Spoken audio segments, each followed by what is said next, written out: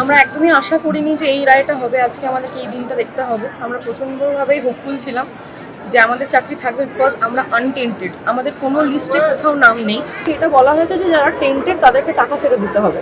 তো সেই রায়ই বলে দিচ্ছে যে বাকিদেরকে টাকা ফেরত দিতে হবে না, তার মানে তারা টেন্টেড নয়, তারা দোষী নয়। তো সেই দোষী নয়, তাও তাদের চাকরিটা গেল কেন আজকে? আজকে আমরা 6 বছর ধরে আজকে এই চাকরিটা করছি। কত লোকের লোন আছে, কতজন বিয়ে করেছে এই চাকরিটা পাওয়ার পরে, তাদের ছোট ছোট বাচ্চা আছে, কতজন ডিভোর্সড, কতজন সিঙ্গেল মাদার, তারা সংসারটা একা চালাচ্ছে, কতজন আছে একজন, তার বাবা মা ছেলে মেয়ে সবাইকে নিয়ে, স্ত্রী সবাইকে নিয়ে সংসার চালাচ্ছে। তো আমাদের হঠাৎ করে আজকে যে সকালে 10:30টার অর্ডারে জানা গেল যে আমাদের চাকরিটা নিয়ে আমাদের কি হবে। আজকে আমরা অনেকে অন্য চাকরি পেয়েও সেই চাকরিটা করিনি। অ্যাপয়েন্টমেন্ট লেটার, আমার নিজের অ্যাপয়েন্টমেন্ট লেটার আছে অন্য চাকরি, কিন্তু আমি সেই চাকরিটা করিনি, কারণ এই চাকরিটা আমি বেটার ফিল করেছিলাম তখন। আজকে ও আছে যে অন্য চাকরি করেনি, ইন্টারভিউ দিতে যায়নি, এরকম তো অনেকেই আছে আমরা। তা আমাদের ক্ষতিটা কোথায়? আমাদের আজকে এই রায়ের জন্য যে দিনটা দেখতে হলো, সেটার কোনো রকমভাবেই আমরা আশা করিনি। আমাদেরকে আবার পরীক্ষা দিতে হবে। সেই পরীক্ষা দিতে হবে বলে আমরা দুঃখ পাচ্ছি সেটা নয়, কিন্তু পরীক্ষাটা কেন দিতে হবে? আজকে আমরা বাকিদের সাথে আবার কেন নিজেদেরকে প্রমাণ করব? আজকে এখানে অনেকেই আছে যারা আপারে পেয়েছিল, আপার প্রাইমারিতে পেয়েছিল, তারা যায়নি সেখানে। যারা অনেকেই আছে যারা আগে 2012 RLSC পরীক্ষাতে তারা ছিল টেট কোয়ালিফাইড, ওটাতে জয়েন না করে পরে এটাতে আবার জয়েন করেছে, হয়তো যে সেটাকে মেন সাবজেক্টে পাইনি। তো আমরা তো বারবার নিজেদেরকে প্রুভ করেছি, আর কতবার করব? বিগত 1 বছর ধরে 22 এপ্রিল 2024 থেকে আমরা এরকম মানসিক নির্যাতন সহ্য করছি, আজকেও সহ্য করছি, আর আগামী দিনগুলোতেও সহ্য করতে হবে। আজকে আমাদের মধ্যে যদি কারোর কোনো ক্ষতি হয়, তার দায়িত্বটা কে নেবে? সরকার নেবে, কোর্ট নেবে, SSC নেবে, না জনগণ নেবে? কারণ আমরা তো সবার painted in the same brush হয়ে গেলাম। আমাদেরকে সবার কাছে জবাবদিহি করতে হবে যে আমরা টেন্টেড না আনটেন্টেড। আমাদের অন্য কোথাও গিয়ে চাকরিও পাবো না, বিকজ আমাদেরকে ওই একই ক্যাটাগরিতে ধরা হচ্ছে যে না এরাও বুঝিয়ে চাকরি পেয়েছে। আসলে তো সেটা সত্যি নয়। আমরা নিজেরা খেটে নিজেদের যোগ্যতায় চাকরি পেয়েছি, কিছু একটা পার্সেন্টেজের জন্য আজকে আমাদেরকেও পথে বসতে হচ্ছে। কেন আমরা কিন্তু 25,000-এর চাকরি যায়নি আমার মতে। আমার এটা পার্সোনাল ওপিনিয়ন যে আমার মতে 7,000-এর জন্য আমাদের বাকি 17,000-এর বলিটা পড়লো। আজকে 25,000-এর চাকরি যায়নি।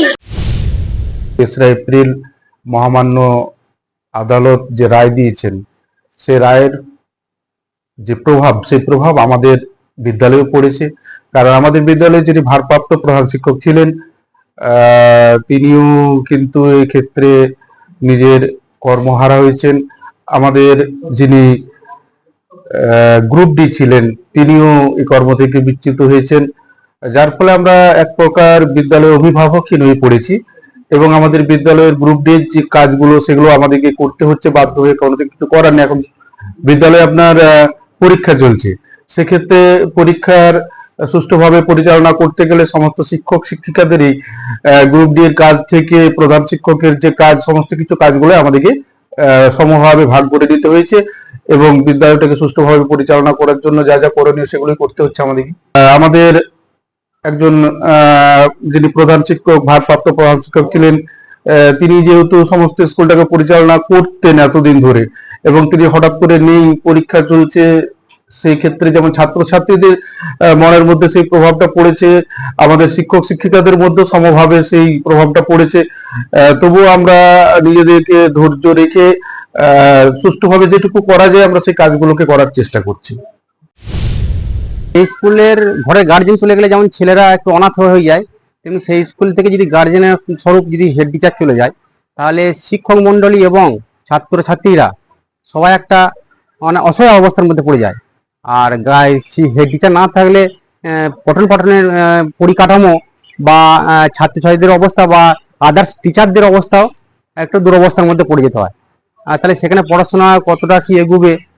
একে তো দুরবস্থা, কারো করে যদি টিচাররা চলে যায়, যত পর্যন্ত তো টিচার নেয়, তার সত্ত্বেও যদি টিচার চলে যায়, আবার হেড টিচার, হ্যাঁ, তাহলে আবার ওনাদের সহকর্মী গ্রুপ ডি পদে চাকরি করে উনিও চলে গেছেন, তাহলে আদার্স টিচাররা পড়াশোনা করাবেন না ওই ঘন্টা পিটবেন, না পড়াশোনা দেখাশোনা করবেন, না ওই আপনি মিলের কাজ করবেন? যথেষ্ট দুশ্চিন্তার মধ্যে আছি। এমনি টিচার গেলে যে কোনো সেম কিছু মনে হয় না, যেখানে হেড টিচার চলে গেছেন সেখানে তো অনেকটাই দুশ্চিন্তার মধ্যেই আছি যে পড়াশোনা কেমন কি হবে না হবে। দেখেন, সর্বস্তরে যেভাবে দুর্নীতি শুরু হয়েছে, বিশেষ করে শিক্ষক নিয়োগের ক্ষেত্রে যেভাবে দুর্নীতি হচ্ছে, সে দুর্নীতি তো শুরু হয়েছে, প্রথমে তো ছিল সিপিএম আমলে প্রাপ্তি রাজনীতি, টাকা দিয়ে সুপারিশ করে চাকরি পাওয়া।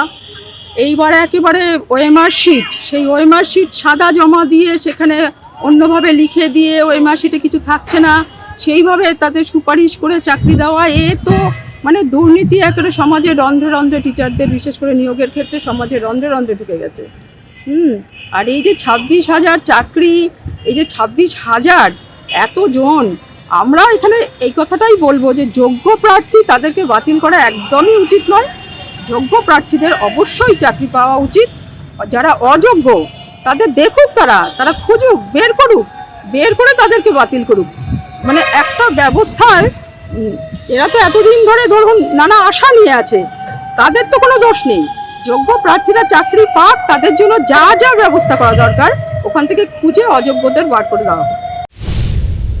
প্রথমত বলবো যে যখন 16 সালের এই এসএসসি পরীক্ষা হয়, সেই পরীক্ষার সময়ে যে প্যানেলটা করা হয়েছিল এবং যারা প্যানেলে নিযুক্ত হয়েছিল, তখন রাজ্য সরকার বা এই বিচার পদ্ধতি তারা সেইভাবে মেনে চলেনি।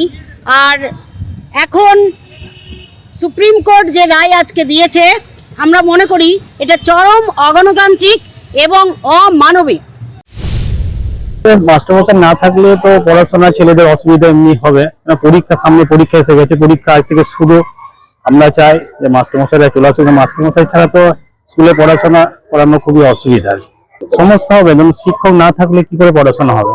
আমরা তো শিক্ষকের ছেলে মেয়েদের পাঠাচ্ছি, তো মাস্টারমশাইয়ের কাছে পাঠাচ্ছি, তাদের লেখাপড়া শেখে।